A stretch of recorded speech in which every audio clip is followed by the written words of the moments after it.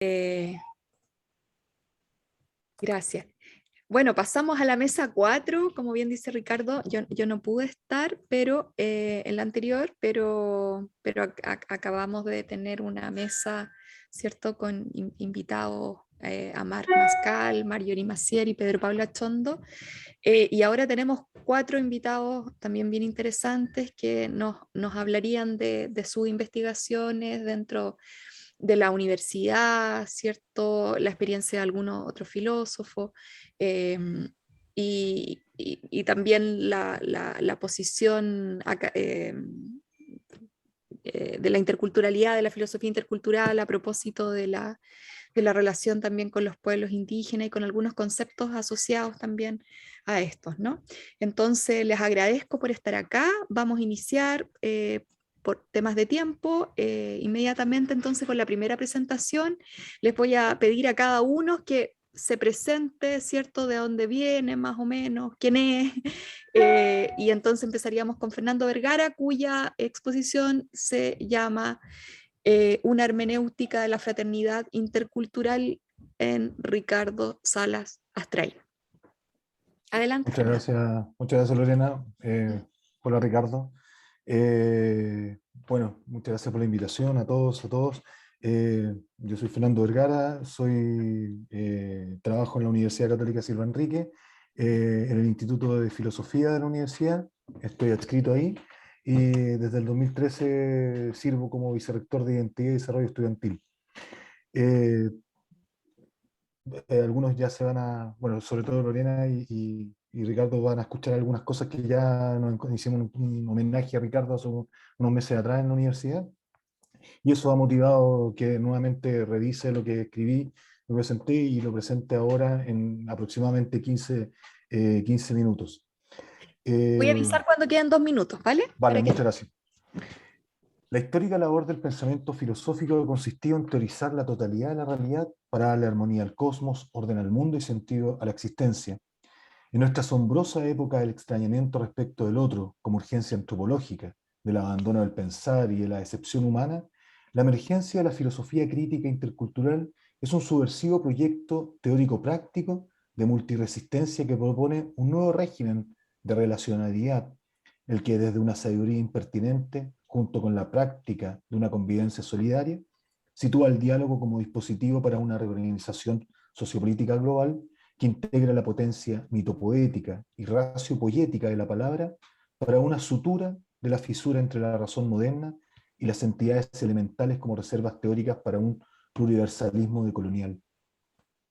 Es necesario destacar en este punto, y antes de continuar, que el objeto de la filosofía intercultural de Ricardo Salas Astraín es, en palabras de él mismo, la construcción y reconstrucción del sentido de la totalidad de la existencia y de los sujetos entre sí, lo que considero el eje articulador de todo su trabajo filosófico e intelectual, desplegado en 3 vectores reflexivos: una fenomenología hermenéutica de los mundos de la vida o contextos de sentido para una comprensión relacional, una ética para la superación de la simetría negacional del otro en justicia epistemológica, y una ecohermenéutica de la fraternidad desde sabidurías populares y espiritualidades ancestrales para una convivialidad política auténtica en el marco de los derechos humanos, que reduzca las brechas de comprensión ante la paradoja antropológica sobre que el progreso de la humanidad no se basa en la reciprocidad universal de un devenir de interpretaciones, sino en aquella violencia sistemática que reglamenta la dominación y naturaleza la diferencia, perpetuando el conflicto y anulando la mediación. Por ello, Sala entiende por hermenéutica la fraternidad como fruto de las relaciones interculturales e interétnicas, que apuesta por un perspectivismo cultural de intercambio simétrico de saberes situados de las tradiciones culturales primordiales, con los homogeneizadores modos de racionalidad con el fin de equilibrar la supremacía del saber moderno por la traducción de todo concepto y reducción de todo acto de conocimiento en términos económicos. Esta adquiere consistencia argumentativa, grosor disciplinar y practicidad ético-política en la especificidad contextual de un pensar situado de raíz fenomenológica hermenéutica y matriz crítico-intercultural de la liberación filosófica latinoamericana.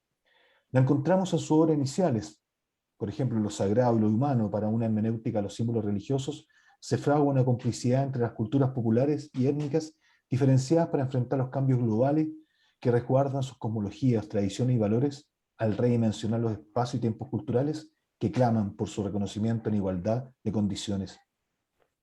Y en ética intercultural, ensayos de una ética discursiva para contextos culturales conflictivos, relecturas del pensamiento latinoamericano, Salas trabaja en la posibilidad de una reconstrucción de las condiciones discursivas elementales para un diálogo igualitario entre los diferentes modos de vida desde la universalidad discursiva como fundamento ético por una igualdad de derechos, la reciprocidad simétrica de la diferencia y el rechazo de la conflictividad violenta de la exclusión. Veamos esto con algún grado de detenimiento.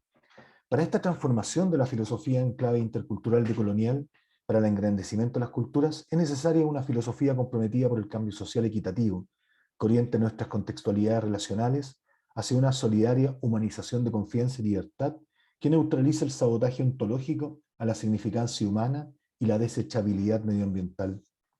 Por ello, Salas ha mediado por un reconocimiento fraterno de las diversidades contextuales para una comprensión interhumana, desafiando el sistema ontotecno-globalizado de la racionalidad resultista para la servidumbre y explotación humana y la sobreexplotación ambiental y animal, que ha precipitado fenómenos sociales como los de liquidez cultural, ligereza moral, fragilización relacional y rapidación de lo emocional, lo que ha trazado límites de exclusión y marginalidad discursiva.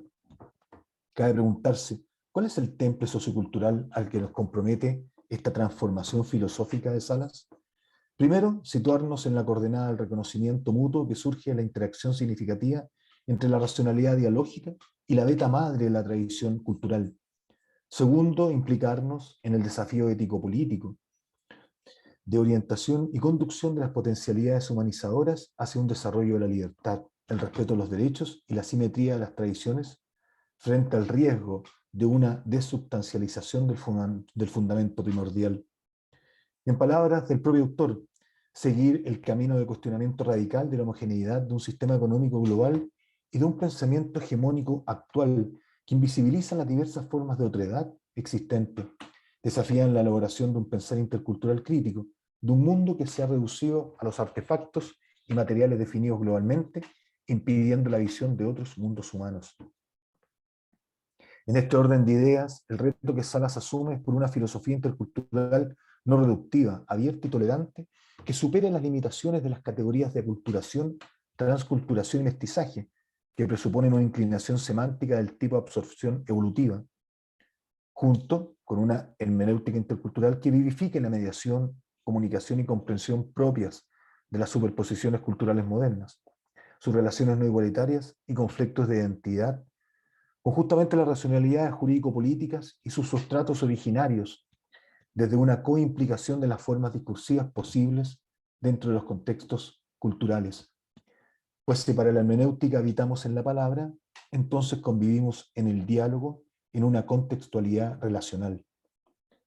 Para Salas, el eje práctico de la hermenéutica intercultural y el diálogo saberes radica no solo en la afirmación de la contextualidad situacional, como afirma Fournier Betancourt, sino en una suerte de radicalización de esta en el horizonte de la equidad para una convivialidad sociopolítica, pues tanto la contextualidad y la convivialidad son coordenadas relacionales que han sentido el tráfico de racionalidades e interpretaciones en el marco del cuestionamiento a las tendencias de estandarización y uniformidad del hegemónico sistema económico que delegitima la capacidad utópica de los discursos éticos para transformar la realidad en clave de justicia social, y que impide al interior de la subjetividad moderna la conciliación de la razón instructora de los valores y la razón instrumental de los bienes.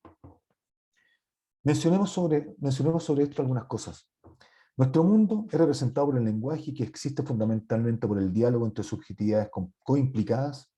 Somos un ininterrumpido pensamiento sostenido por vigas hermenéuticas de reconocimiento que amplía, ¿verdad?, el modelo de racionalidad enunciativo técnico instrumental y asume los procesos narrativos de los contextos alternativos, como también articula la autorreflexividad, la reflexividad contextual, la pragmática de las normativas ético-políticas, las tecnologías discursivas de construcción de sentido y, por supuesto, la articulación de los diversos registros narrativos. Ahora bien, siendo la experiencia hermenéutica un acontecer lingüístico previo a la comprensión, su orientación teórico-práctica es hacia el encuentro con la verdad. Pero para Salas, el quehacer hermenéutico está orientado hacia el encuentro con la verdad del otro para un retorno al sí mismo en una convivialidad auténtica de reconocimiento.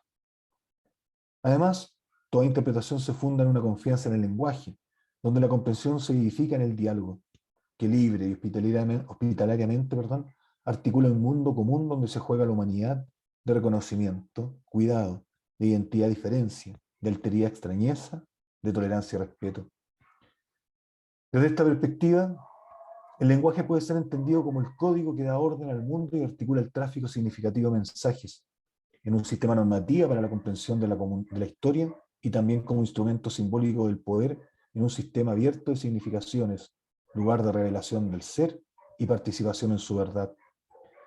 Como afirma Salas, el lenguaje, en su sentido ontológico más amplio, es portador de una afirmación acerca del ser dicho, y que a la vez destaca un movimiento de lo real que se deja plasmar por la dinámica discursiva, que no es solo un movimiento del lenguaje en sí mismo, sino que porta el sentido de la existencia humana misma. Entonces, de lo que se trata aquí es sobre aquello que sucede al interior de la racionalidad moderna y su sistema de expropiación inmanente en su intento de ajustar el carácter monológico, intradiscursivo de un sujeto individuado asimétrico con el carácter dialógico e interdiscursivo de un otro comunitario simétrico inscrito en la racionalidad intercultural decolonial. Por tanto, para la filosofía hermenéutica, el diálogo es el indicador de la lingüisticidad de la experiencia humana, donde la interacción democrática, igualitaria y respetuosa con la otredad manifiesta la capacidad de usar y aplicar el lenguaje dialogal para la plenitud de la humanidad. Aquí, por lo tanto, la experiencia hermenéutica de la fraternidad intercultural alcanza su autenticidad como experiencia humana, inserta la tradición histórica entendida no como una asociación objetiva de hechos, sino como una coimplicación intersubjetiva de interpretaciones.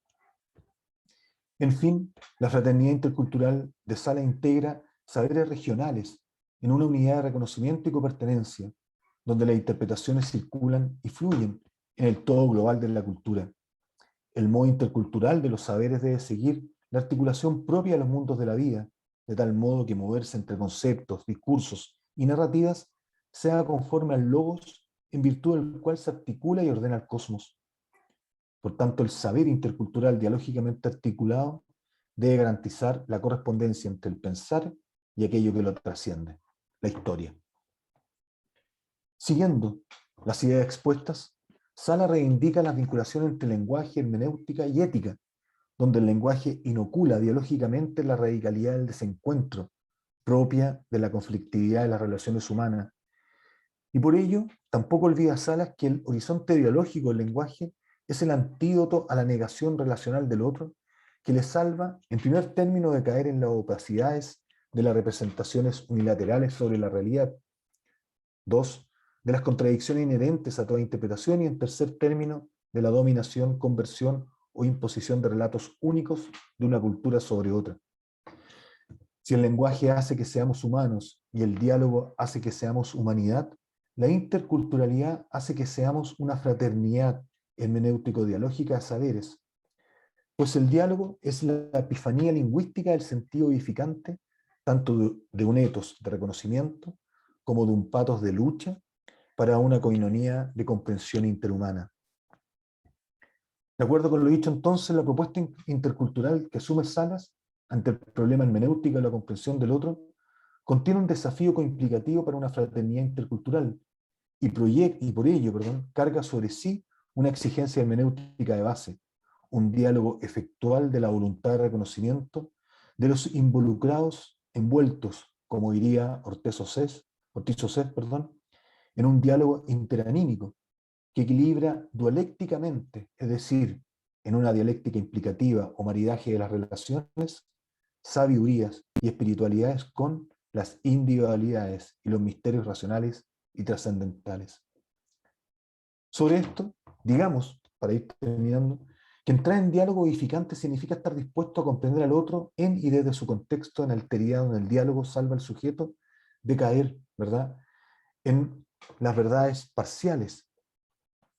Pues al extender la palabra relacional del diálogo, se despliega la identidad como dispositivo narrativo que traspasa el paradigma ontológico de la totalidad monológica y nos ubica en el dominio de la comunidad dialógica de la alteridad.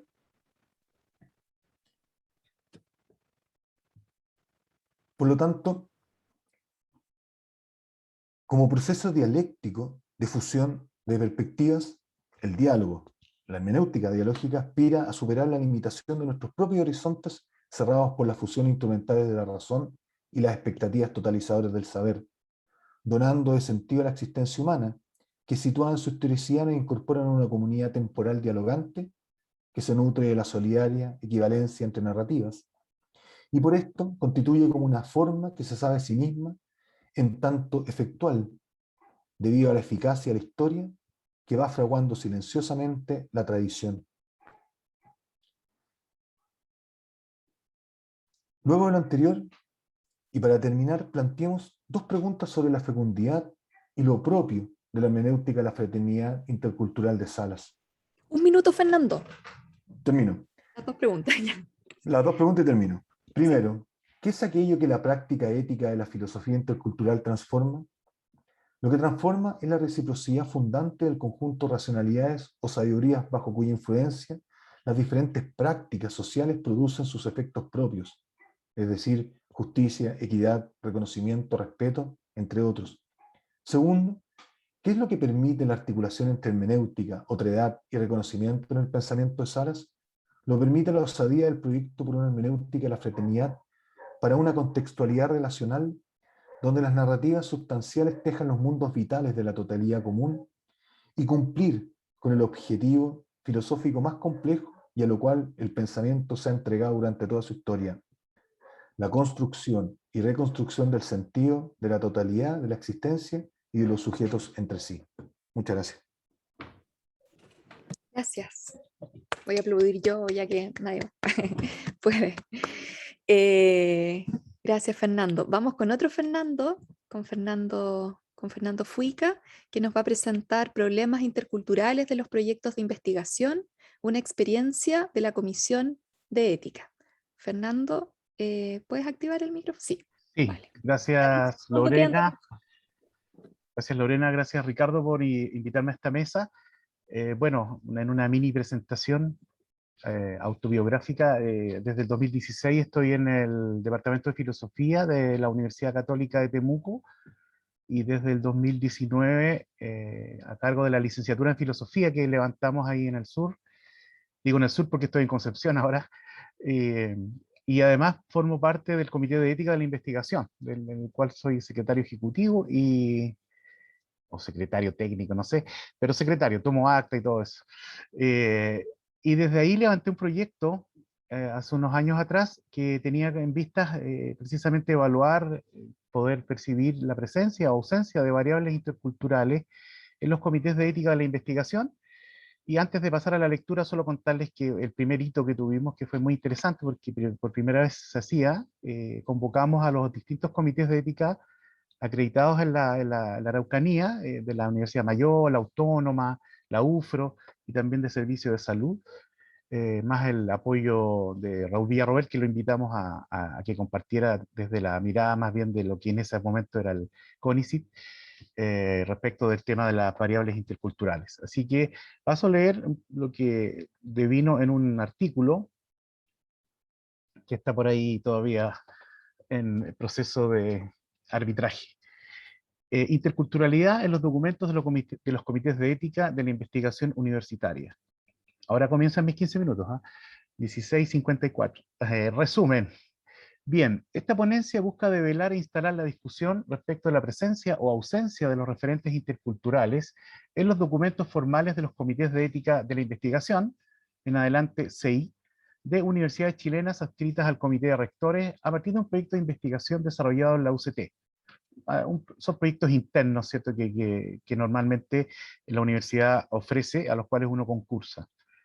Para esta investigación se analizaron documentos públicos de 29 universidades, Los principales hallazgos dan cuenta de la ausencia de resguardos éticos asociados a las voces originarias y migrantes en contextos de estudio, a la vez que se ponen en discusión los procedimientos utilizados al momento de enfrentar el estudio de los fenómenos interculturales. Se concluye un perfil decolonial ausente en los CI y una delicada proximidad a la justificación de su existencia tan solo como cumplimiento de los requisitos investigativos que podríamos llamar occidentales. Voy a omitir las referencias bibliográficas, pero las hay. En todas las sociedades tradicionales y modernas, hay prácticas que involucran un conjunto amplio de actores que interactúan entre sí y con otros, a partir de valores desde donde desarrollan acciones y desde donde surgen creencias, teorías y principios, idealmente en constante evaluación, desafiando el espacio de la ética y la investigación, al incorporar respuestas a los desafíos de una epistemología descentralizada e intercultural.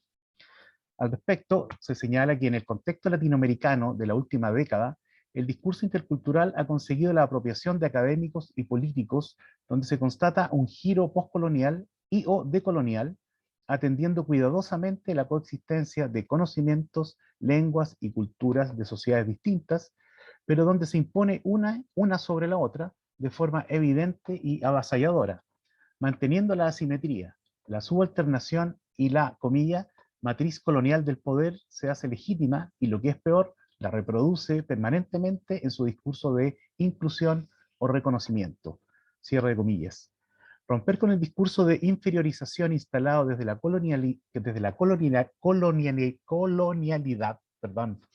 y que permita entender la importancia de sus propios saberes, es incorporar los conocimientos de aquellos a los que históricamente se les ha desplazado, revalorando el conjunto de saberes que se cuentan y se han heredado, pero no con una intención de reivindicación que solo tiende a enmarcarlos o enmarcarnos en un lugar que los reconoce como, comillas, otros, puesto que ello sería mantener una diferenciación que segmenta y por ende excluye, sino como pueblos con cultura propia y un patrimonio identitario. En este contexto, la filosofía intercultural y particularmente la ética intercultural, y en ese sentido, paréntesis, ¿cierto?, la exposición de Fernando de una otra manera, quizás podría ser perfectamente, y lo es de hecho, el soporte teórico de esta investigación.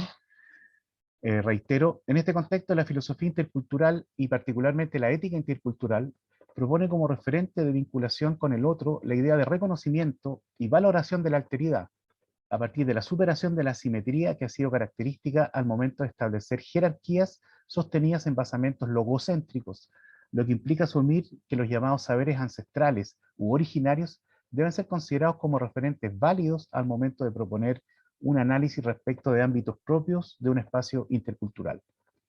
La superación de epistemologías eurocéntricas al momento de hacer investigación en contextos interculturales devela una mirada a la vez necesaria y exigente. No basta con presentar consentimientos informados bilingües si el fundamento epistémico sigue siendo clásico. La investigación en contextos interculturales exige asumir como soporte teórico miradas tanto decoloniales como epistemologías indígenas, de manera de referenciar sus resultados de investigación a partir de contextos delimitados e intencionados.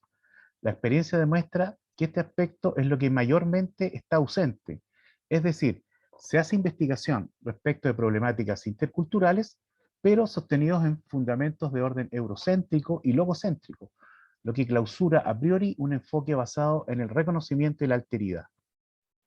A partir de lo anteriormente expuesto, constatamos que la constitución formal de los comités de ética de la investigación, los CI, cuyo objetivo central es resguardar los estándares éticos de las investigaciones, han de responder a la necesidad de que estos sean situados y que a su vez incorporen valores y principios que se sustenten en los fundamentos éticos de aquellas culturas distintas e impuestas, como por ejemplo a la occidental. Entiéndase en ello mapuche, aymarás, rapanui, migrantes, entre otros varios. Resalta la necesidad de relevar la interculturalidad en su sentido amplio como referente a ser incorporado en los basamentos de toda investigación contextualizada, condición sin la cual no es posible realizar investigación sin que se referencie hermenéuticamente las variables, categorías o unidades de sentido que permiten la comprensión del fenómeno estudiado. Entre paréntesis, ¿cierto?, los criterios bajo los cuales los investigadores rigen sus proyectos fundamentalmente es de un carácter bioético, ¿ya? Lo que hasta el momento desde la ANID, ¿cierto? Se ha mantenido como exigencia en los proyectos de investigación son fundamentalmente criterios, ¿cierto? Más bien cientificistas, positivistas en el sentido amplio de la palabra, del dato duro, y lo hermenéutico, la verdad es que no está considerado. Y uno de los sellos, diría yo, que tiene el Comité de Ética, específicamente el de la UCT, es la incorporación de esta variable, no tan solo en su reglamento, sino en su ejercicio, yo diría, casi semanal, bisemanal, tenemos reuniones de evaluación de proyectos, exigiendo lo que vamos a mencionar a continuación de los proyectos de investigación y obviamente de los investigadores. Por lo tanto, volviendo a la efectividad de la ética en el quehacer investigativo, surge la pregunta, ¿existen normativas o siquiera una mención de la necesidad de incorporar principios éticos que aboguen por la práctica intercultural, respetando los diferentes saberes en los comités de ética en investigación universitaria? Para dar cuenta del anterior, la revisión documental de los reglamentos de los CI de aquellas universidades que han hecho explícitas sus normativas, porque ese es otro tema, no se encuentra públicamente toda esa información, a través de las páginas web revisadas, plantea la interrogante respecto a la relevancia de este aspecto al momento de hacer investigación. Los resultados obtenidos por la presente investigación muestran una ausencia de esta variable, lo que abre una interrogante no solo ética, sino también epistemológica. Entonces se instala la necesidad de que los investigadores consideren este aspecto como una variable que puede incidir tanto en el diseño de su investigación como en la manera de obtener los resultados de su indagación. Es de suyo cuestionable que las variables anteriormente reseñadas abran espacios de cuestionamiento e incertidumbre al momento de hacer investigación en el ámbito intercultural. Destacamos en este punto tanto el problema del extractivismo cultural como la ausencia explícita de la manera en que se hará la devolución de los resultados a los participantes. Entre paréntesis, es algo que nosotros hemos establecido casi como una premisa, ¿cierto? Salvaguardar el tema del extractivismo, y eso de la mano de la exigencia de que los consentimientos informados de una otra manera se haga explícito, ¿cierto? De qué manera estos resultados se van a, entre comillas, devolver, ¿sí? A través de una publicación. Esa publicación va a ser enviada a los participantes, van a ser invitados a un seminario, etcétera, pero que haya una devolución concreta y no que queden simplemente como una suerte de receptáculo, ¿cierto? Desde cual, o reservorio, mejor dicho, de cual se obtraen datos y después esos datos nunca se sabe qué ocurrió con ellos. Al mismo tiempo, en tanto que CI, procuramos recordar el uso, entre paréntesis, mal intencionado de estos resultados. Todo lo anteriormente nombrado remite, entre otras variables, a aspectos éticos que deben ser incorporados por los investigadores, más allá de si están o no explicitados en los reglamentos de los comités de ética en las universidades respectivas. La dinámica paradigmática en la que se encuentra la universidad hoy la sitúa en una idea transformadora en pleno proceso de construcción. Yo diría además, ¿cierto? Y tendría que agregar que este es un escrito preconvención, porque imaginamos que también en la constituyente van a haber definiciones respecto del carácter de lo que significa ser universidad. En Chile, tras la reforma de los años 60 del siglo pasado, las universidades tradicionales incorporan la investigación junto a la enseñanza en la misión de la universidad y consecuentemente con una o más organizaciones específicas para tal fin. Actualmente las universidades transitan por una delgada línea entre las lógicas de productividad como respuesta a los mecanismos de evaluación nacionales sobre calidad y la investigación como creación de conocimiento, en ambos casos adscritas a criterios de los comités de ética para la investigación.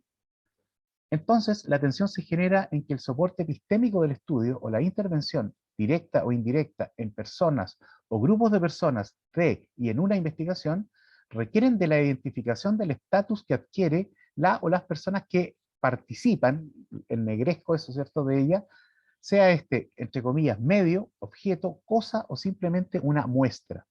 ¿Ya? Incluso en la redacción también de los CI es importante el concepto más bien de participante, ¿sí? Muchas veces se utilizaba el concepto de informante en circunstancias de que la persona que oficia de informante, entre comillas, es la que realmente sabe. Así que la verdad es que era un poquitito discriminador, entre comillas, ese concepto, así que el que hemos sugerido, el que hemos exigido también es el de participante.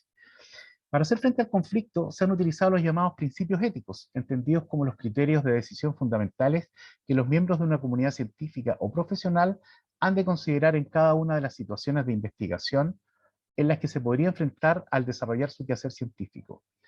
En el fondo, el criterio ético epistemológico que ha primado al momento de realizar proyectos de investigación ha sido de corte bioético y no hermenéutico. En las distintas esferas de la vida profesional, los cursos de acciones a seguir tienen que respetar una serie de estándares éticos que se han vuelto vinculantes para los miembros de las distintas comunidades, tanto académicas como científicas. Y estos estándares deben tener como propósito el garantizar que las distintas disciplinas estén al servicio de todos los seres humanos y que en el esfuerzo por el conocimiento y la mejora del bienestar de los destinatarios de las investigaciones y servicios profesionales se respeten los derechos humanos de todos los grupos involucrados. Si entendemos la investigación como una actividad orientada a la obtención de nuevos conocimientos sobre una determinada materia por medio de actividades intelectuales y experimentales de modo sistemático, es que todo en nuestro alrededor es un potencial, comillas, material investigativo, lo que abre una serie de cuestionamientos éticos en la medida en que sus objetos de investigación son las personas. Entre paréntesis, los comités de ética de la investigación trabajan fundamentalmente y en primer lugar obviamente sobre el tema de las personas cuando están involucradas, pero también fuertemente se ha involucrado el tema animal, ¿sí? El tema obviamente de todo lo que tiene que ver con el uso de bioreactivos, qué sé yo, bioseguridad, y después de escuchar a Pedro Pablo a Chondo en la conferencia anterior, quizás también tendríamos que pensar, ¿cierto?, en otro estatus que sería también lo vegetal. Bien, decíamos entonces que, me perdí, ahora sí, la diversidad etaria pluriétnica de disidencias sexuales, migrantes, reitero porque esto es importante, la diversidad etaria pluriétnica de disidencias sexuales, migrantes, pueblos originarios, entre otros, que han sido objeto de estudio en las investigaciones más recientes, releva a estos últimos en situación de vulneración o minoría, como los más intervenidos por el quehacer investigativo en el último tiempo. Lo anteriormente señalado es un dato irrefutable de la realidad investigativa en el horizonte académico. 2 minutos. Ups, ya. Lo anterior se plantea como una premisa, puesto que desde el constructo colonialista occidentalista, en función con el modus operandi del capitalismo neoliberal, prácticas como el control cultural y el extractivismo se han vuelto una verdad que ha permanecido por más de 500 años, como modalidad de acumulación de aquellas actividades que remueven grandes volúmenes de recursos naturales y culturales que no son procesados o que lo son limitadamente, sobre todo para la exportación. En consecuencia, con el pasar de los años, en la praxis, el extractivismo ha sido un mecanismo de saqueo y apropiación colonial y neocolonial, que parte desde lo económico con bienes materiales para decantar en un extractivismo más abstracto, que abarca de igual forma a los bienes no materiales, saberes, prácticas, costumbres, intelectos, etc. El llamado extractivismo cultural.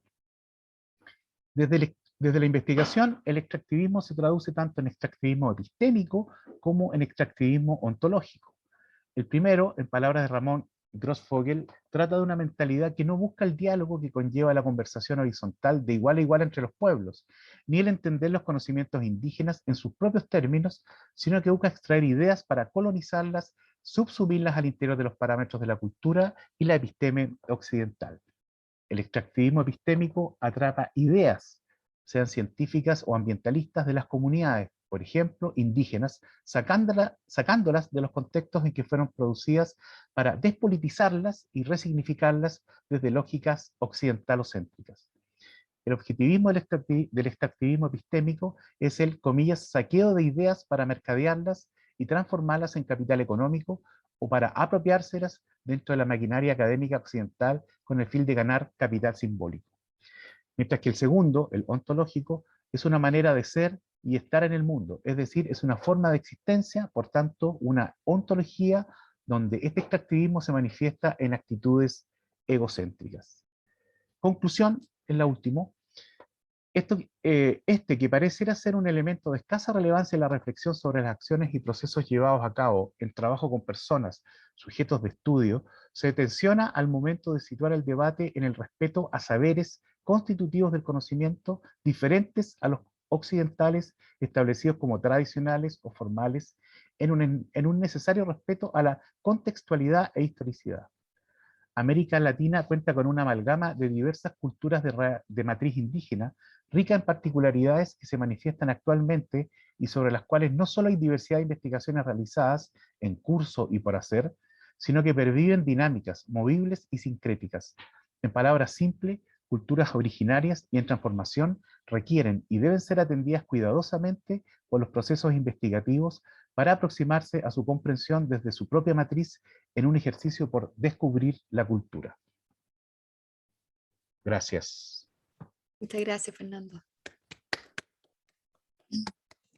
Vamos a la siguiente ponencia entonces. Michel Lapierre,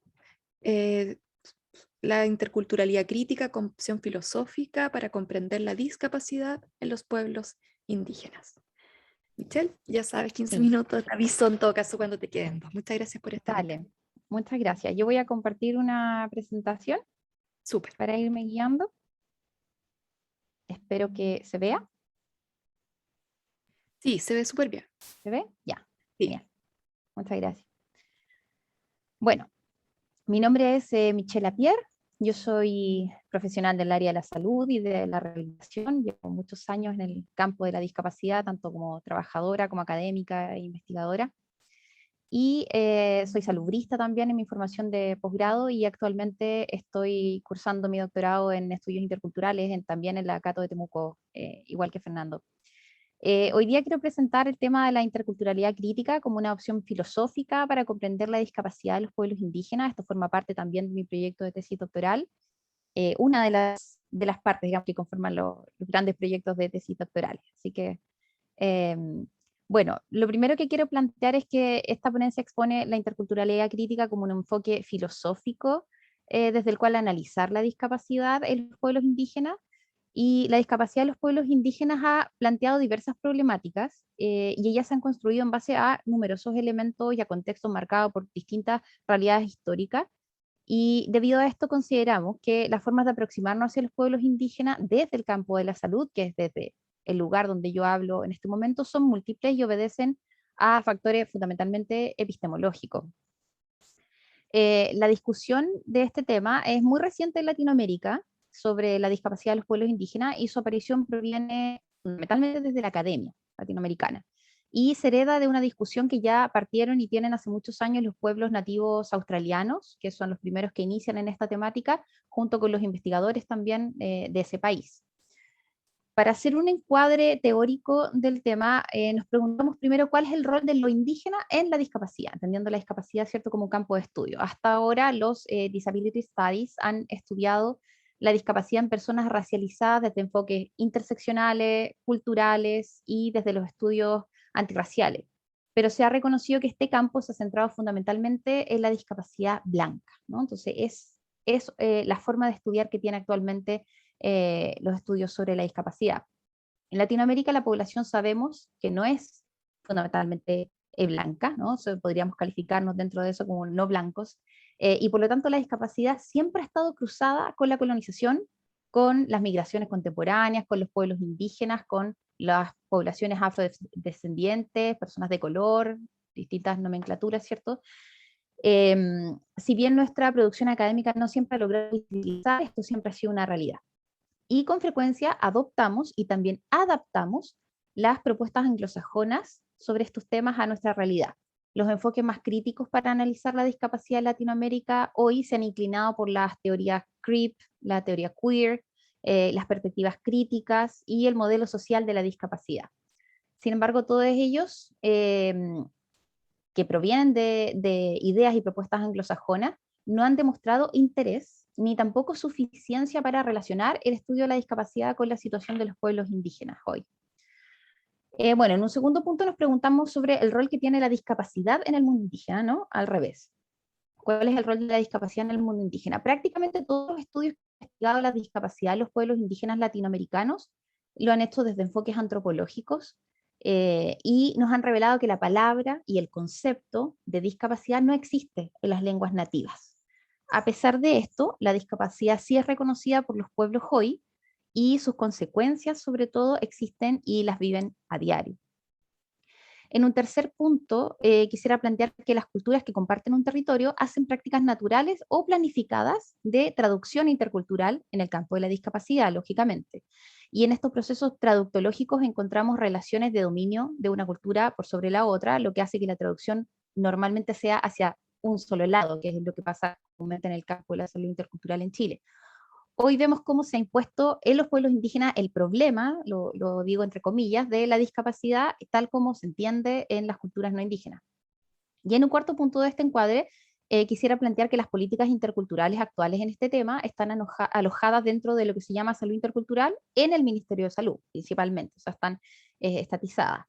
Y es de ahí desde donde nace una interculturalidad funcional al proyecto sanitario del Estado y sitúa a los pueblos indígenas como un aspecto a considerar dentro de otros muchos de este gran proyecto del país.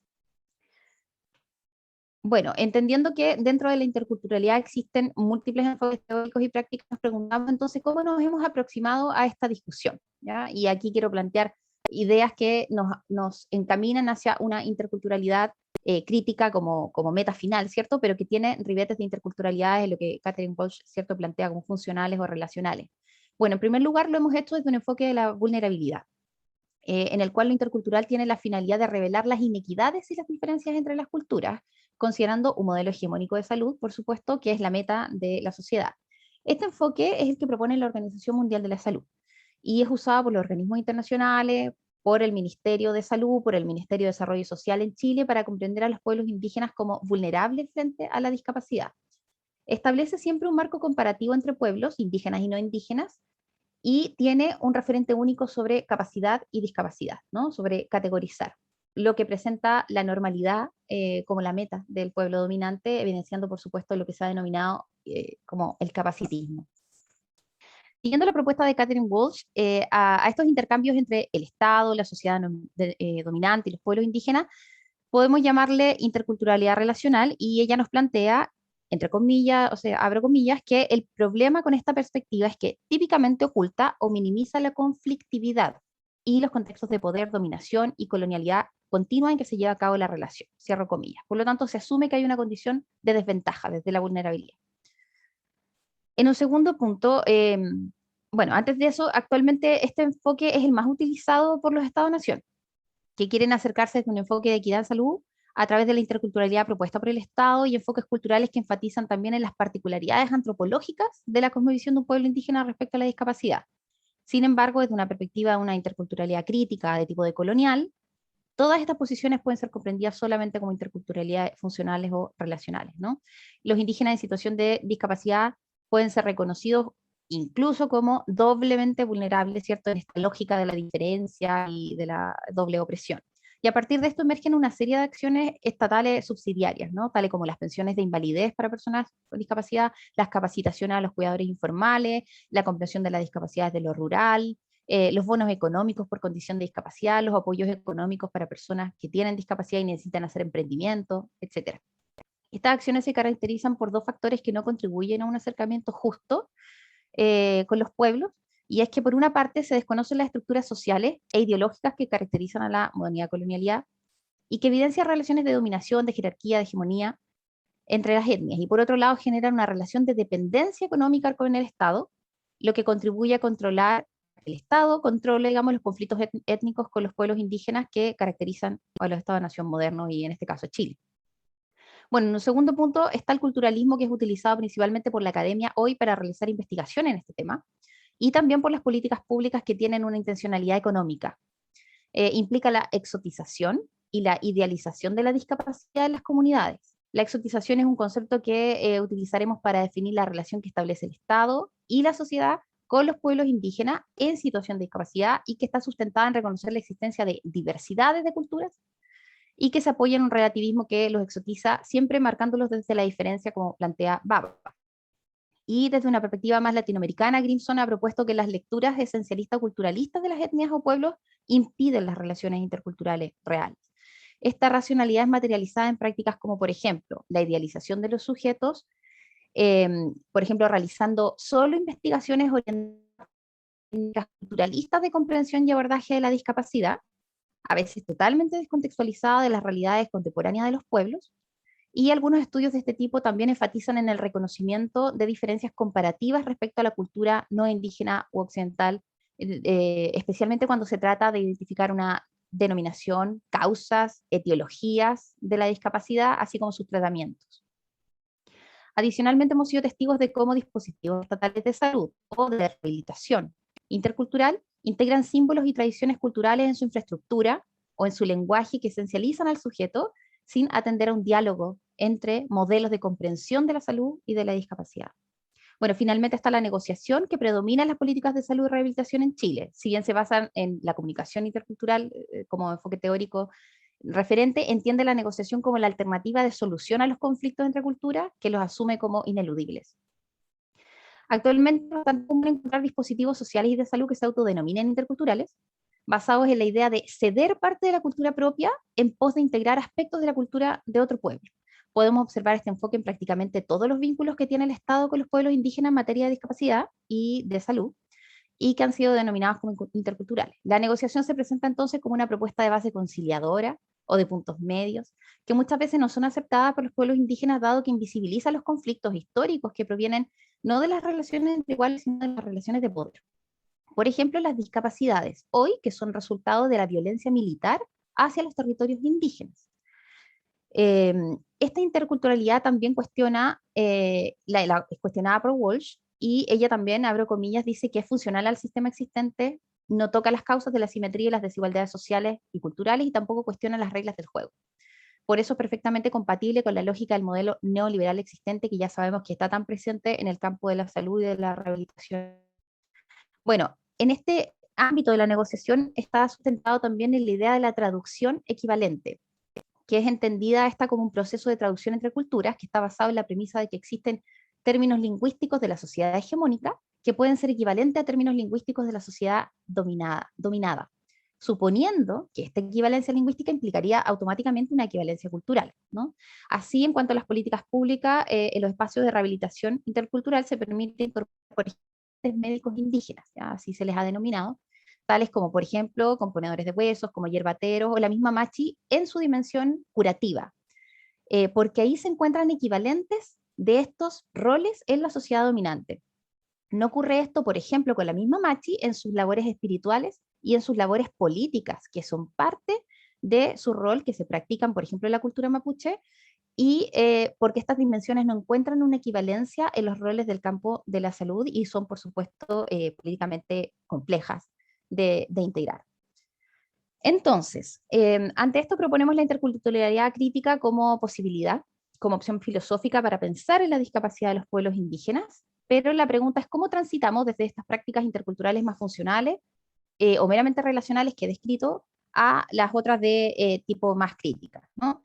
Y bueno, este análisis propone a la interculturalidad crítica como un enfoque teórico de tipo filosófico con el que podemos aproximarnos epistemológica y ontológicamente a la comprensión de la discapacidad en los pueblos indígenas, y con el fin de sugerir eventuales diálogos interculturales recíprocos que construyan conocimiento y prácticas que revelen que la discapacidad ocurre en un territorio heterogéneo, plurinacional y que implica diversidad de saberes y de mundos.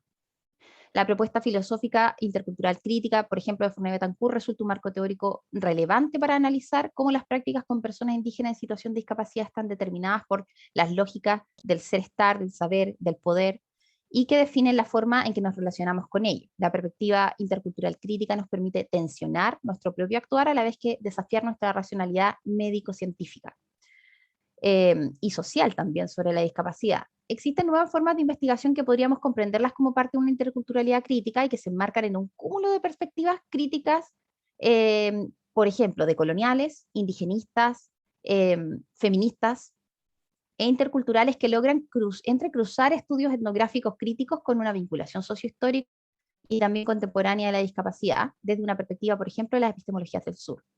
Estos desafíos investigativos requieren un proceso de descolonización de los investigadores y de los profesionales, en particular de la salud, que devengan en una lectura de la discapacidad de los pueblos indígenas desde las fronteras y que integre las luchas comunes de los pueblos impactados por el sistema mundo moderno colonial.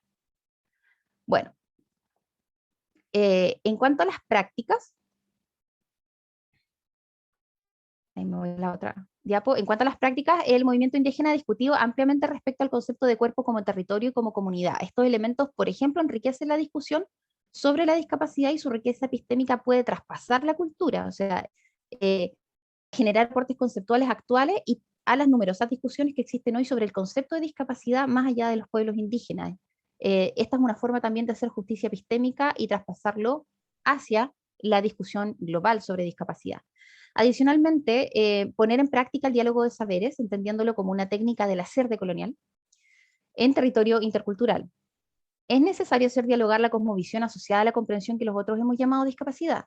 Por ejemplo, dialogar con el buen vivir, con las prácticas comunitarias de cuidado, de interdependencia dentro de las comunidades y también de inclusión.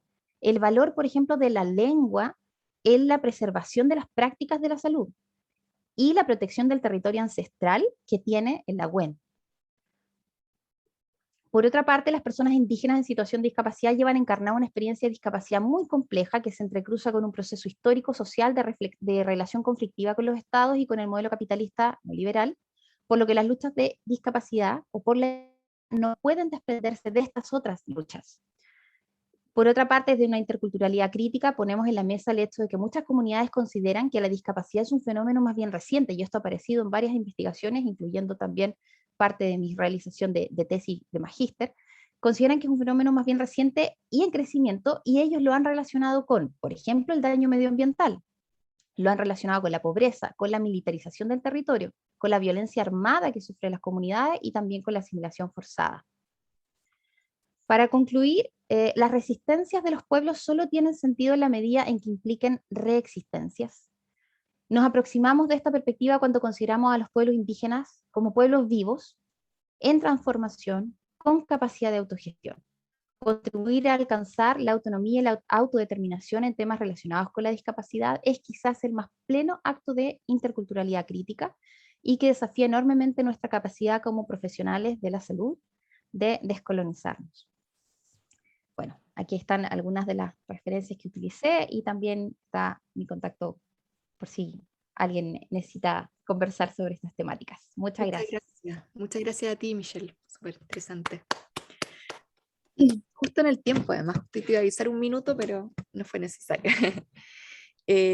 Seguimos entonces con la próxima ponencia de Alan Valdivia Ríos, El ser del salvaje, racismo cultural y seguridad.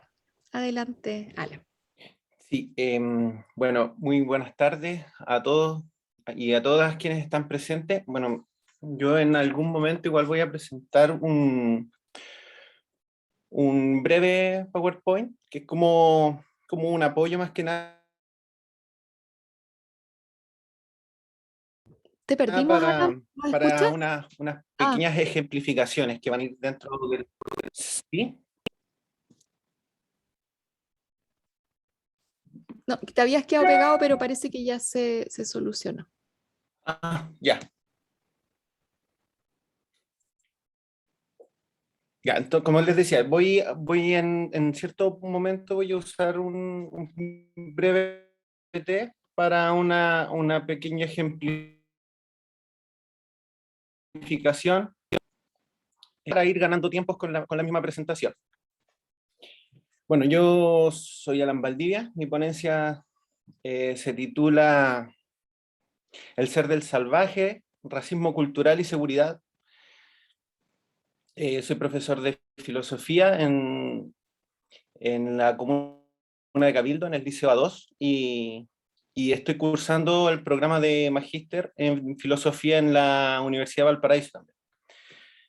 Bueno, el análisis que se propone se articula por medio de la hipótesis de que las respuestas ontológicas sobre el ser de los indígenas, y particularmente de los mapuches, están construidas por un paradigma racista que van más allá de la fisionomía biologizante, utilizando las diferencias culturales como un artefacto jerarquizador. En función de esto, se han construido diversas preguntas sobre humano o no humano, civilizado o salvaje, es o no es, que todas han tenido el mismo objeto, jerarquizar la diferencia, la que para Lévi-Strauss es un fenómeno natural, pero que generalmente se presenta como una monstruosidad.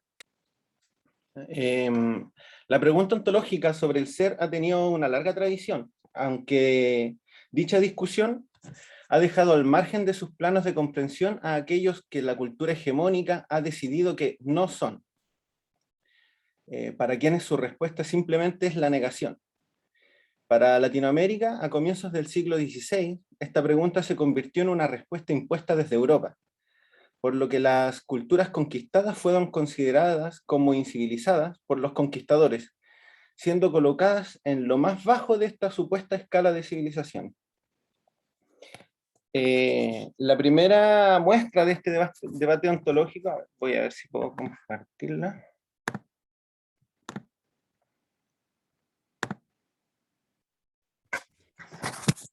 Ya, la primera muestra de este debate es la Junta de Valladolid, celebrada en 1550, donde se debatió bajo términos teológicos la llamada polémica de los naturales, la que buscaba determinar qué o quiénes eran aquellas personas con las que se habían encontrado los españoles, en el que para ellos era un nuevo mundo. Para determinar el modo en cómo debían ser evangelizados. En esta instancia debatieron sobre la pertinencia de la guerra para el sometimiento de los indios. Por una parte estaba Juan Ginés de Sepúlveda, quien planteaba una guerra justa para instaurar el dominio español, estableciendo que, por derecho divino, podían someter por su estatus de civilización, y de esta forma facilitar la evangelización. Por otro lado estaba Bartolomé de las Casas, quien exponía que los habitantes del Nuevo Mundo compartían con los españoles esta categoría de civilizados, y lo cual él lo podía vislumbrar en el nivel arquitectónico que habían alcanzado estos pueblos. Bueno, pero la importancia de aludir a este momento histórico radica en que tomemos en cuenta las preguntas que ellos se hacen. ¿Quién es y qué lugar ocupa ese otro? Se puede considerar que la pregunta y su consecutiva respuesta tienen la directa relación con la cultura, que para este contexto suponía una única cultura cristiana, debido a que si miramos entre líneas las propuestas, lo que en realidad se encuentra en cuestión es el nivel cultural de las personas de los nuevos territorios. La guerra justa aparece como una respuesta a la ausencia de la cultura católica occidental que representaban los españoles, y que por responsabilidad debían civilizar a estos bárbaros, que a pesar de su salvaje actuar, no viven en un estado natural de esclavitud, apegados solos a sus cuerpos sin almas, como lo propone Aristóteles. Por supuesto que solamente desconocen los valores cristianos y el modo civilizado de vivir, por lo que no pueden ser reducidos a la servidumbre o a la esclavitud, lo que ya había quedado estipulado en una bula de 1537. Este estado de salvajismo se veía como temporal, ya que se pensaba que por medio de la instrucción religiosa se podía ascender culturalmente, acercando a los indígenas a un estatus de civilizados. Como podemos notar, la diferencia entre las culturas funciona de modo jerarquizante. Existen unas que son inferiores, cercanas a lo terrenal, a lo natural, mientras que otras se encuentran en lo más alto, cercanas a Dios y superiores culturalmente. La forma a través de la cual se comprenderá este ordenamiento es por medio del término de racismo cultural. Comprendiendo un racismo cultural, citando a Fanon, que no ha podido eclerosarse, le ha sido preciso renovarse, matizarse y cambiar de fisionomía. De esta manera se puede establecer que las formas de inferiorización ya no se encuentran solamente ligadas a la raza biológicamente establecida, sino que, volviendo a Fanon, este racismo que se quiere racional, individual, determinado, genotípico y fenotípico, se transforma en racismo cultural. El objeto del racismo ahora deja de ser el hombre particular, y sí una cierta manera de existir. De esta forma, la cultura se convierte en un nuevo espacio sobre el cual se actúa el racismo, inferiorizando las formas de vida indígena a lo largo del continente y de Chile.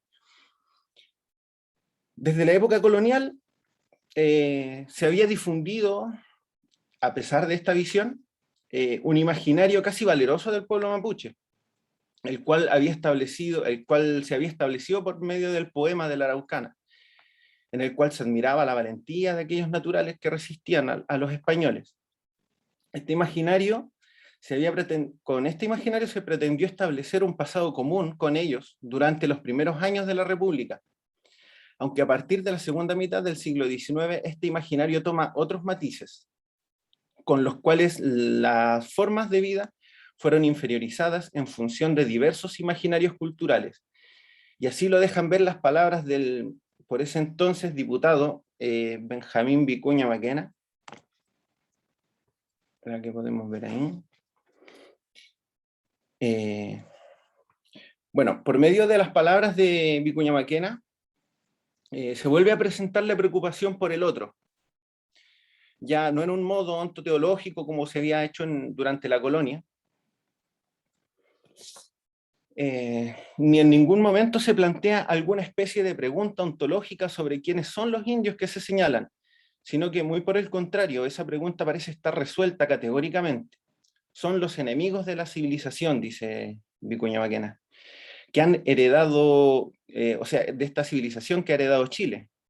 Son lo opuesto a la cultura nacional que constituye el centro dominante y que se debe defender ante las embestidas de los que han sido determinados irremediablemente como bárbaros. El proceso que se mal conoció como pacificación de la Araucanía tenía por objeto chilenizar dicho territorio, imponiendo una cultura hegemónica sobre el conocimiento mapuche, y por lo tanto dando muerte a toda su cultura. La inferiorización, es decir, el racismo cultural, actuaba validando la muerte. Si bien, coincidiendo con Foucault, la muerte a la que hacemos referencia no es exclusivamente la muerte física, sino que también a todo lo que pueda ser asesinato indirecto, el hecho de exponer a la muerte, mutilar, multiplicar el riesgo de muerte a algunos, o sencillamente la muerte política, la expulsión o el rechazo. La muerte política a la que se hace referencia claramente puede ser analizada como una subalternización de los sujetos al negarle el espacio de locución, ya que no es el subalterno quien se determina ontológicamente. Bajo la premisa se instala un racismo de Estado, que tenía como proyecto político chilenizar culturalmente aquellas zonas del país que habían permanecido que habían permanecido con tradiciones distintas, bajo el pretexto de la defensa de la civilización, en defensa de Chile, instalando una lógica securitaria en nombre de la autoconservación e iniciando una campaña de conquista sobre aquellos territorios y poblaciones que generan la desconfianza del Estado. Este paradigma securitario promovido por el Estado chileno, fundado sobre el racismo cultural, se extiende a lo largo de toda la historia nacional, alcanzando la época actual, donde lo que en el pasado era el enemigo de la civilización, es decir, el enemigo de la idea de progreso, se ha transformado en el enemigo de la democracia, un enemigo político, instalando un nuevo imaginario que responde a la misma forma de jerarquización de la que se ha hecho mención. También lo expone Gonzalo Díaz Letelier.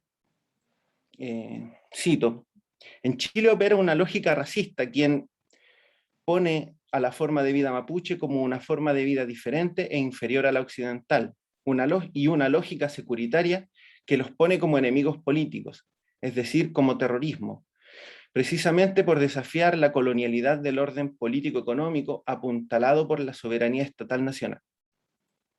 Para explicar los procesos actuales del conflicto securitario que mantiene el Estado chileno con los territorios mapuche, el historiador Fernando Peiricán ha comprendido la ocupación como una chilenización neoliberal, concepto a través del cual se dejan ver dos dimensiones complementarias, la cultural y la económica, aunque ambas vinculadas por una óptica racista. En primera instancia, se encuentra la chilenización, que implica la instauración de formas de vida bajo los valores nacionales, siendo incorporados a un relato ajeno, pasando a formar parte de la historia de Chile, apropiándose de ciertos elementos de la cultura mapuche para establecer un pasado común y homogeneizante que impere sobre las diferencias. Eso es la chilenización. Y por otra parte está el aspecto neoliberal, en el cual contiene como significado penetrar en las formas de vida, estableciendo códigos económicos para determinar la forma en cómo se debe vivir y cuál es la relación que se impone entre el territorio y las personas, comprendiendo al ecosistema como recursos naturales dispuestos a ser explotados. De esta manera, el racismo cultural ha articulado las formas de dominación, instaurando en el otro un opuesto inferior, tanto para el caso del Estado chileno, en función del conflicto que mantiene con la población mapuche, como para todo el continente, que han tomado en adopción la visión jerarquizadora proveniente de la colonia, viendo como inferiores e incluso como enemigas a aquellas poblaciones o sujetos que se le presentan como diferentes. La respuesta, como conclusión, la respuesta ante la pregunta de quién es ese otro, parte del Estado o la cultura dominante. Allí se origina, está articulada por un argumento racista, y esta ha llegado a consolidarse en un aspecto central, en donde la civilización significa democracia, por lo que los mapuches han sido comprendidos como enemigos de esta vida civilizada y democrática que pretende defender el Estado chileno. De esto hemos sido testigos durante los últimos años, en los cuales las recuperaciones de tierras y la resistencia han sido difundidas ampliamente por la servil prensa como actos de terrorismo. Eso, muchas gracias. Muy bien, muchas gracias, Ala Matías.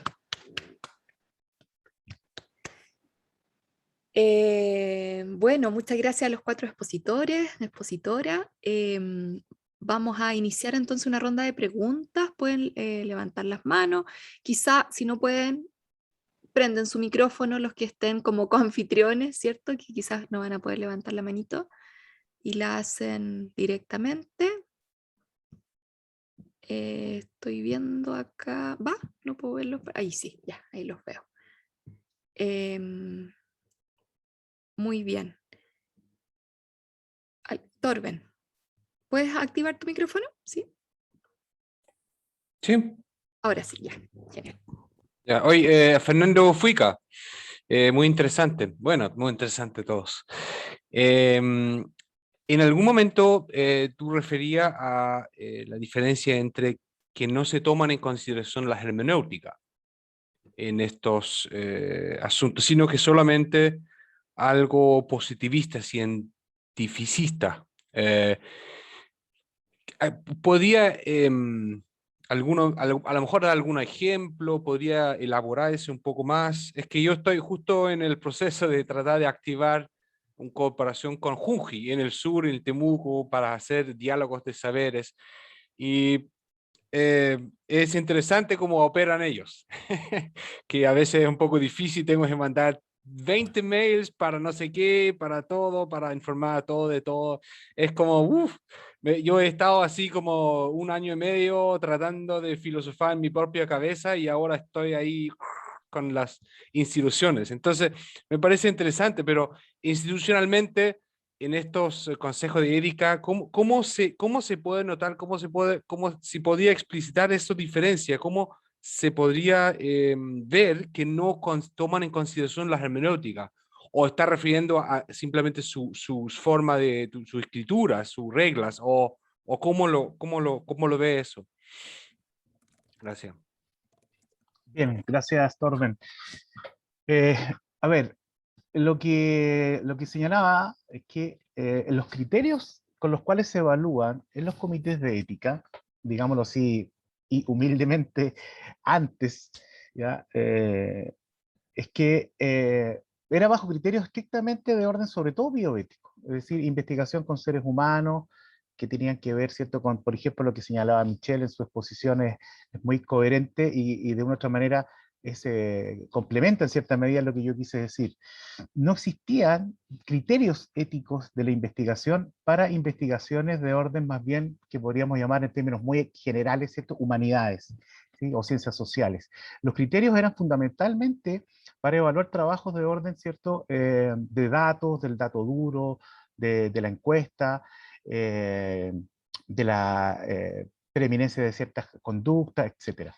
Incluso nosotros en el encuentro que tuvimos con los comités de ética, ¿sí? Sería interesante si alguien aquí es de la UFRO, conoce de la UFRO, los compañeros, colegas de la UFRO, del comité de ética, toda su reglamentación está orientada a trabajos solamente de orden, entre comillas, científico-positivista, por darle un nombre operacional, ¿sí?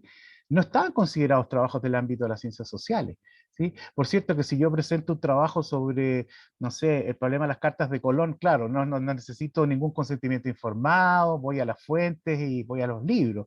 Pero en el caso de los trabajos con personas, ¿cierto? Que tenían que ver con este ámbito que podríamos llamar en general, ¿cierto? Cultural, antropológico, sociológico, no había ninguna exigencia, ¿sí? de salvaguardar, sobre todo, dos hitos que yo mencioné ahí, ¿cierto? Que son los que nosotros hemos incorporado como exigencias desde el Comité de Ética UCT, que como yo lo señalaba ahí, un comité de ética situado, ¿cierto? Un comité de ética situado. Es cierto que, y lo digo aquí de manera bastante transparente, que la interculturalidad en Temuco está muy, discúlpenme la palabra que voy a usar, mapuchizada, ¿sí? Está demasiado circunscrita al término mapuche, sabemos que es mucho más que eso, pero la exigencia también respecto de lo que nosotros como comité de ética le exigimos a los investigadores es que en el ámbito, ¿cierto?, del trabajo con personas, deben salvaguardarse estos criterios éticos, ¿cierto?, que resguardan fundamentalmente lo que en términos amplios podríamos llamar la dignidad de la persona.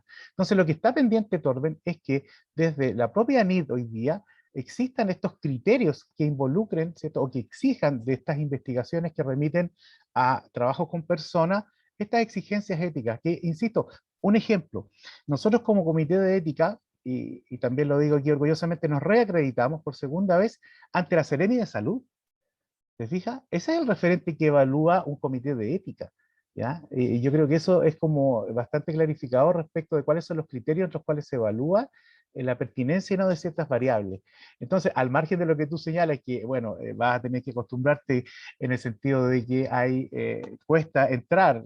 Yo llevo 5 o 6 años en Temuco y muy lentamente he logrado vincularme con algunos, y sobre todo colegas, ¿cierto?, en este caso mapuche, eh, y no quiero emitir ningún juicio de valor porque podría ser contraproducente, pero cuesta, sí es verdad, ¿cierto? Cuesta. Hay desconfianzas de por medio, sobre todo por este extractivismo cultural que ha habido y que ha sido constante, ¿sí? Eh, Incluso hay un meme por ahí muy simpático, ¿cierto? Que muestra como una población indígena que tiene un computador, celular, tele, y que dicen, vienen los antropólogos, y como que se van a esconder las cosas, ¿cierto? Van a guardar todos esos dispositivos, ¿ya? Claro, eso es irónico, pero tiene que ver con esto, con el extractivismo. Entonces, eso es lo que nosotros hemos salvaguardado. Quedó pendiente, incluso yo se los mencioné, que en ese coloquio que tuvimos, vino Raúl Villarroel. Raúl estaba en ese momento trabajando para lo que era CONICIT en ese momento, justamente en protocolo, entre comillas, un protocolo de resguardo del ámbito de la dignidad, qué sé yo, del tema ético en general, precisamente en el espacio de las investigaciones, más bien del área de las ciencias sociales.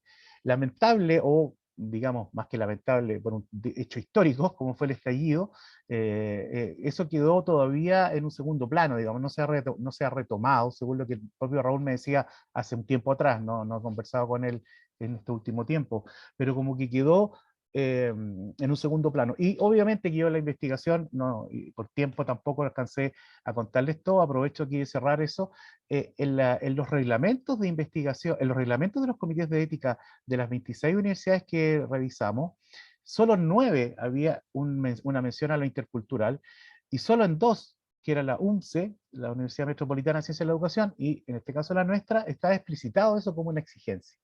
Entonces, eso es el desafío que queda en general, ¿ya? Pero bueno, lo demás tiene que ver, claro, con la propia praxis investigativa, cómo me vinculo yo con los territorios, cómo me vinculo yo con la gente también, y eso es un poco resorte de cada uno de los investigadores. Por ahí va, Torben, quizás la Gracias. duda. Súper. Gracias, Fernando. Pasamos entonces, hay otras 3 manitos levantadas. Ricardo, adelante. Muchas gracias, han sido muy ilustrativas e interesantes las 4 exposiciones. Y yo tengo una pregunta para cada uno, ¿ah? Así que después las pueden recoger y conectar con otras que puedan venir, pero a mi colega y amigo, ¿cierto? Fernando Vergara, yo estoy, digamos, satisfecho que aluda a mi propuesta, ¿cierto? Como una hermenéutica a la fraternidad, pero eso tiene una dificultad porque frater, ¿cierto? En el concepto latino remite, ¿cierto? A una idea de hermandad que nos da cuenta de la noción de enemigo. Eso mismo atraviesa también las culturas indígenas, ¿cierto? Para un mapuche una cosa es un peñi y otra cosa es un huinca, ¿eh? Aunque ellos tienen a veces formas de arreglarla, y dice, sí, es un huinca pero peñi, digamos, ¿eh? Pero te diga, pero hay siempre un tema, ¿eh? Eh, Fernando Longas, que es alguien muy profundo y muy así preciso, cuando leyó la ética intercultural me dijo, mira, está muy bien tu ética, pero la pregunta es, eso es como una ética con los amigos. ¿Cómo pensamos en el fondo la enemistad? ¿Cómo pensamos a los enemigos? ¿Tengo que tener o no un planteo ético con ellos? Cuando ellos ciertamente en una guerra sucia, salvaje, como la que sigue practicando hasta el día de hoy, no tienen ningún remil. Entonces la pregunta a Fernando es, bueno, ¿en qué queda esta idea, digamos, de la enemistad, del enemigo? ¿Ah? La perspectiva en la que yo estoy trabajando, ¿tiene algo que decir al respecto? Para mi amigo Fernando Fuica también la misma pregunta en relación al tema que él planteaba, ¿cierto?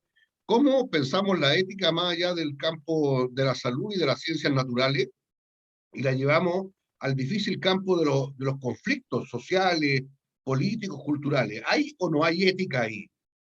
Y pareciera que hay visiones conservadoras que no quisieran que se haga un planteo ético en ese terreno.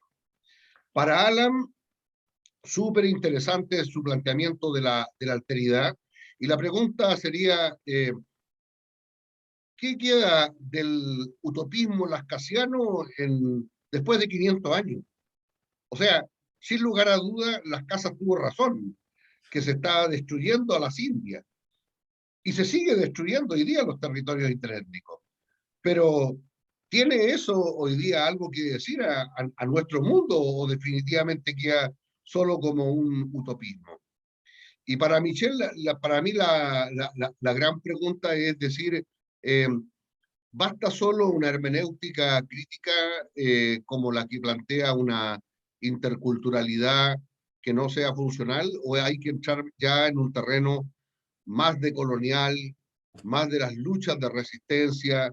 ¿Cómo ve ella ese planteo más duro, más fuerte que tiene que ver con el tema del poder? Y no solo con el tema de los valores. Eso. Gracias, Ricardo. Lo que vamos a hacer es escuchar las preguntas las demás preguntas y después vamos a dar paso a los expositores para que respondan, empezando por Fernando, ¿vale? Que se tiene que retirar en un poco tiempo. Me perdí, no los veo. Ahora ahí los veo, no sé qué apriete. Disculpen. Bien, entonces, Michelle, adelante. Gracias, La Lorena. pregunta de Michelle, no la respuesta, la pregunta. Sí. Bueno, sí, es como entre pregunta y comentario a la presentación de Fernando Fuica. La verdad que a mí ese es un tema que me resulta súper interesante, me agrada mucho que lo haya planteado. Y en realidad, como decía, no quiero tanto preguntar, sino más bien comentar algunas cosas que quizás podrían ampliar también la propuesta que él tiene y que tiene que ver con mi experiencia investigando en el campo de la salud intercultural, que me he enfrentado, digamos, a esas problemáticas éticas. Y aquí anoté algunas cositas nuevas que me gustaría plantear como para sumar a la discusión.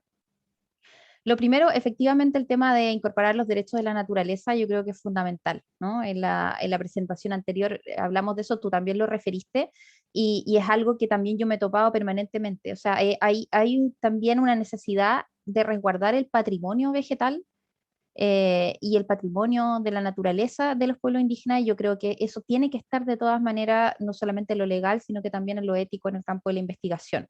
En particular, no solo el pueblo mapuche, sino con varios pueblos indígenas de Chile han tenido una lucha en los últimos años importante por meter dentro del marco jurídico chileno la protección a los lugares donde hay medicina ancestral, los lugares donde se puede conseguir, digamos, no solamente el Lagüen, sino los espacios sagrados relacionados con la medicina ancestral, y es una lucha que todavía no puede ser incorporada a nuestro marco jurídico. Espero ahora que con la Constitución eso sea posible.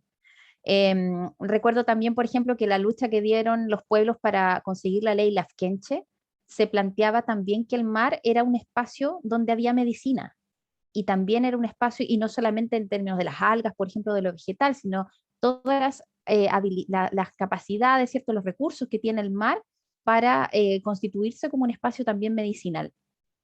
Así que yo creo que esa discusión tiene que darse y es amplísima.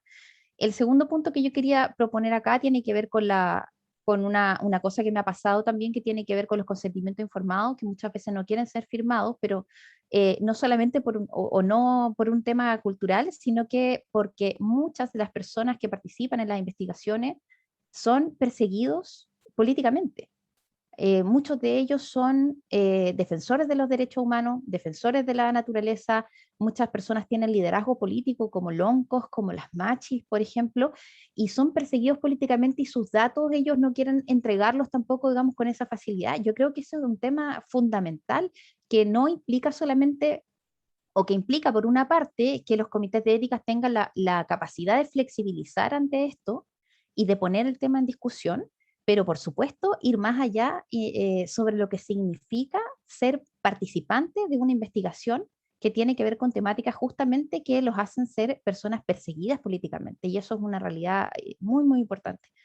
Y lo tercero que quería tomar es que en algún momento me tocó también escuchar y leer a personas que hablaban sobre estas temáticas desde Nueva Zelanda y desde Australia, que son parte de los pueblos originarios que tienen, digamos, unas metodologías de funcionamiento ético muy interesantes que ellos han dispuesto, donde está no solamente en juego temas que tienen que ver con la cosmovisión propia, de cómo hacer una ética, por ejemplo, propia, sino que también la integración de los saberes y por sobre todo la protección a la identidad, la protección de los espacios sagrados, ¿cierto? La protección del patrimonio histórico y cultural de los pueblos, que como lo comentaba anteriormente. Pero además ellos proponían ciertas prácticas que eran muy interesantes, como por ejemplo que las personas que investigaran en estas temáticas, si no pertenecían a los pueblos indígenas, deberían demostrar un vínculo con ellos, ¿no? Deberían demostrar que existe una militancia, que existe una relación, que existe, digamos, un vínculo previo para poder acceder. Por otra parte, también implicaba que estas personas fueran aceptadas por las comunidades y que fueran además autorizadas por los colectivos, y que fueran autorizadas por las autoridades, valga la redundancia, que eran de esos pueblos. Entonces ellos tenían, digamos, muchas prácticas ya establecidas que implicaban que esta relación entre los investigadores no indígenas que se sumaban a los pueblos estuviera un poquito más resguardadas para justamente protegerlos del extractivismo que mencionaba Fernando. Así que eso quería plantear nomás para poder sumar también a la discusión que seguramente ellos están teniendo hace mucho tiempo sobre esta temática. Gracias. Muchas gracias, Michelle, por el comentario. Pregunta, vamos a Gastón y de ahí ya pasamos a las respuestas. Vale, muchas gracias. Más que preguntas, también un comentario. Quiero dar lectura a un párrafo que expone Linda Tuhiwai Smith en su texto A descolonizar la metodología, que va muy de la mano de lo que dice Michelle. Yo creo que es atingente a la mesa como tal. Esta autora dice, desde el punto de vista del colonizado, el término investigación está intrínsecamente ligado al imperialismo y colonialismo europeo.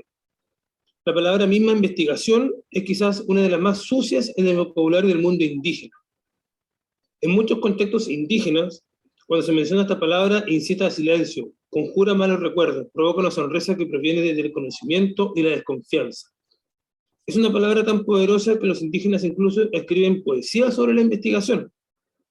Los modos en que la investigación científica ha sido partícipe de los peores excesos cometidos por el colonialismo continúa siendo una historia asiduamente recordada por muchos de los pueblos colonizados del mundo.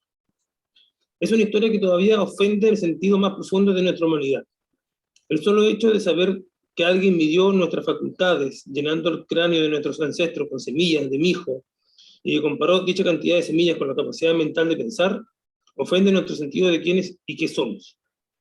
Nos parece un descaro que los investigadores e intelectuales occidentales puedan presumir de saber todo lo que es posible saber sobre nosotros, basando sus conocimientos en sus breves encuentros con algunos individuos de nuestras comunidades.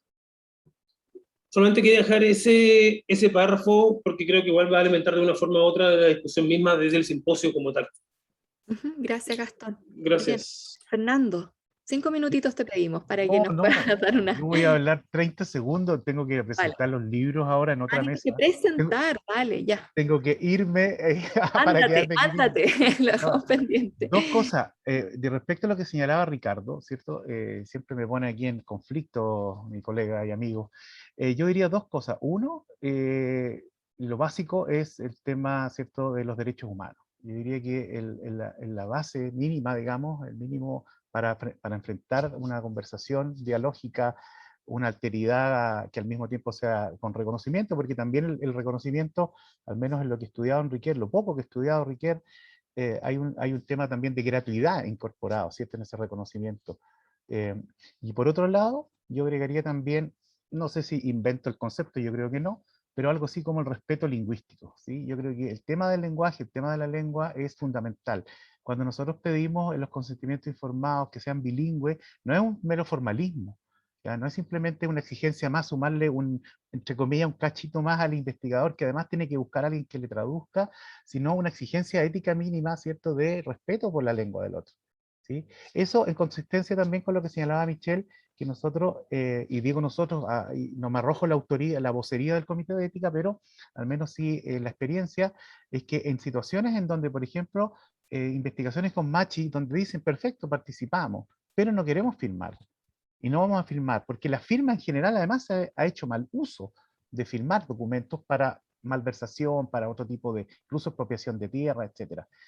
Y nosotros hemos permitido, ¿cierto? Disculpen ahí la arrogancia, hemos permitido, autorizado como comité de ética, por ejemplo, un asentimiento verbal, ¿sí? Y que haya un testigo de fe, un ministro de fe, o que se pueda grabar en el audio, que acepte participar. Yo acepto participar, pero eso que no significa necesariamente que lo firme, y aún así es válido, ¿cierto? Como un instrumento que compromete al investigador con los participantes respecto del respeto, del resguardo, sobre todo el respeto por la privacidad, ¿cierto? Por el uso que se vaya a hacer de estos datos. Somos bien majaderos respecto de que tienen que guardarse durante cierta cantidad de tiempo, que esto después deben eliminarse, ¿sí? Y por cierto, la cita que hizo, me parece que se salió Gastón, claro, tiene mucho sentido en el contexto de lo que hemos dicho, o sea, una epistemología eurocéntrica, digamos, que es la que no hemos formado todos. Por otro lado, y yo siento que hay una deuda quizás ahí, y Ricardo como director de un programa también debieran hacerse cargo una deuda en cuanto a que las epistemologías enseñadas siguen siendo las mismas ahí, qué sé yo, no sé, Lakatos, Kuhn, Teyerabend, no digo que sean las únicas, ¿cierto? Pero, y no es fácil quizás transitar a epistemologías indígenas. Eso, muchas gracias, disculpen pero no, tengo que desdoblarme a otros compromisos de la CHIF. Así que muchas gracias por la invitación y muy buena ha sido en general en las mesas de interculturalidad. Así que voy a tratar de seguir asistiendo. Muchas gracias, que estén muy Nos bien. vemos mañana, que estés bien. Chao, Chao. chao Fernando, gusto de verte por acá. Gracias a ti. Fernando Vergara, ¿vamos contigo? Vale. Bueno, no es una pregunta, es la pregunta que ahí tira con malicia Ricardo. Pero a ver, yo tratando de dar vuelta a lo que tú mencionas, Ricardo, justamente la dificultad es justamente esa. Eh, claramente, muy interesante la distinción muy occidental de fraternidad, incluso muy eurocentrista. Así que eso hace pensar una serie de cuestiones con respecto no solo al título, sino que también a los alcances de la misma ponencia. Es muy interesante la instalación que tú pones con respecto al tema de la idea de enemigo o de la enemistad, ¿verdad? Eh, Siempre recuerdo la típica frase que uno le echa mano a Galeano con respecto a que el otro es más una amenaza que una promesa, pero yo creo que es más que eso. lamentablemente insistimos en que el otro adquiere condiciones que ni siquiera uno mismo tiene. El otro parece ser como una santo y seña de nuestra propia ignorancia, que nos recuerda esa ignorancia, y por lo tanto la ignoro, porque si la ignoro, confirmo, ¿verdad? Me confirmo paradojalmente rechazando al otro, pero rechazando al otro, ¿verdad? Rechazo la posibilidad de conocerme a mí mismo. Entonces, es muy complicado el tema no solo de cómo pensarnos más allá de la familiaridad, más allá de la consanguinidad, cómo nos pensamos y nos reconocemos como perteneciendo a contextos comunes, ¿verdad? Y colectivos, y la pertenencia, el reconocimiento debería bastar. La humanidad debería ser suficiente, y no la raza, incluso hasta el lenguaje, ¿verdad? O nuestra situación geopolítica, sino que debería bastar nuestra situación corpórea, nuestra corpolítica debería ser suficiente para alcanzar la dignidad, ¿verdad?, de nuestra propia humanidad.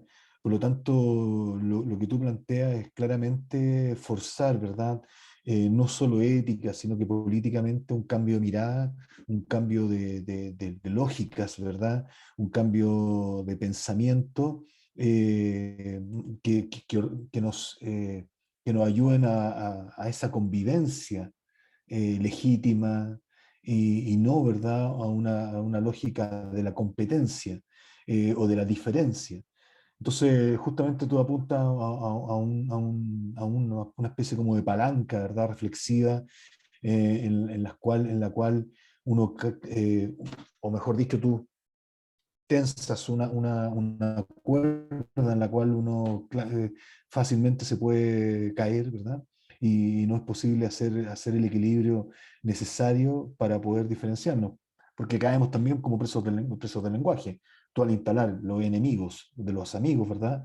Ya instalas una diferencia de base, en los cuales, bueno, los amigos para allá, los enemigos para el otro lado, y por lo tanto ahí también claramente uno cae en la tentación bueno, la, la- la- la- la tentación colonial, ¿verdad? De seguir instalando esas diferencias. Gracias, Ricardo. Gracias, Fernando. Pasamos entonces a Michelle. Vale, muchas gracias, Lorena. Eh, bueno, respecto a la pregunta de Ricardo, sí, yo creo que es súper fundamental pensar en enfoques que sean más directos también con las prácticas y que estén más en la línea de lo que los mismos pueblos indígenas hoy día están luchando sobre distintas temáticas, ¿no? Y pensar incluso más allá de lo de colonial también en lo anticolonial, ¿no? Lo anticolonial como parte de estas prácticas. Yo creo que eso es fundamental, es una discusión que se está teniendo también en este minuto y que podría darnos bastantes respuestas sobre estas temáticas en temas de salud intercultural sobre todo y de discapacidad o de rehabilitación. Y además el pensamiento indígena también, ¿no? El pensamiento indígena también nos puede aportar en esa mirada también anticolonial y en esa mirada también en parte de colonial sobre estas temáticas. Yo creo que eso combinado además, particularmente para mí es súper relevante pensar en los feminismos decoloniales, ¿no? Las feministas decoloniales como por ejemplo María Lugones, que también nos plantea esta necesidad de hacer una coalición entre las distintas formas de opresión, ¿no? Una lucha que sea cohesionada, y eso para mí es súper así importante porque, por ejemplo, yo que en este momento en la tesis doctoral estoy trabajando con los activismos por la discapacidad y dentro de este marco en los pueblos indígenas, es, no existen, digamos, las organizaciones de personas con discapacidad que estén en la temática de lo indígena o del pueblo indígena. Existen para todo lo demás, ¿no? De mujeres, de niños, de personas afrodescendientes, de diversidades sexuales, de todo hay personas con discapacidad y que tienen estas otras temáticas de interés. Pero en indígena no pasa y no pasa casi en ninguna parte de Latinoamérica. Y esto es justamente yo creo que eso justamente es lo que me ha hecho pensar tanto en María Lugones, ¿no? Y en la necesidad de que estas luchas estén cohesionadas. Esta capacidad que nosotros creemos que es una capacidad de poder hacer estas alianzas entre ser una agrupación de personas con discapacidad que está en la temática de los feminismos de mujeres, pero el pueblo indígena no se da. Yo creo que eso es una lección tremenda de poder entender lo anticolonial como una lucha transversal y la necesidad de poder hacer una coalición.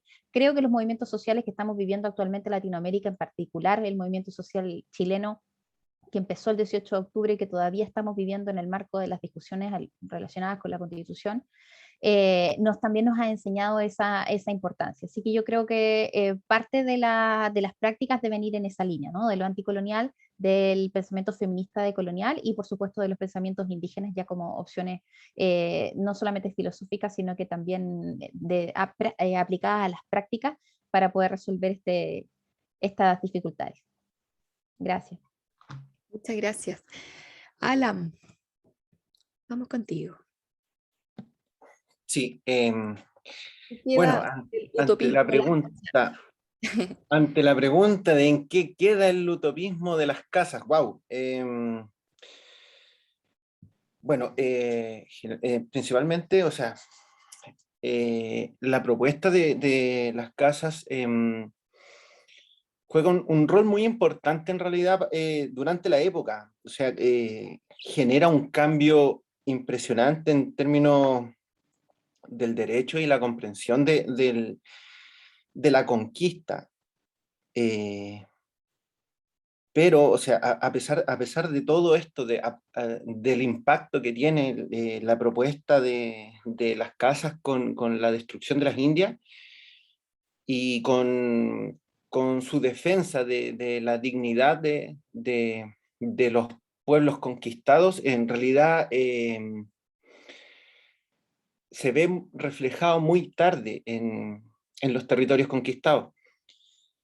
Y además, bueno, lo que yo intento también hacer en el análisis de la ponencia es ver cómo, es ver la línea de herencias de estos sistemas de dominación. O sea, hasta llegar a la democracia, en los sistemas de dominación y por los cuales se genera control y muerte selectiva, si lo analizamos, no sé, desde una perspectiva de la necropolítica, por ejemplo, al ir mirando hacia atrás, vamos a encontrar que la línea de jurídica por la cual se puede argumentar este control y esta muerte no viene desde la línea de las casas. Entonces, creo que el impacto que va a tener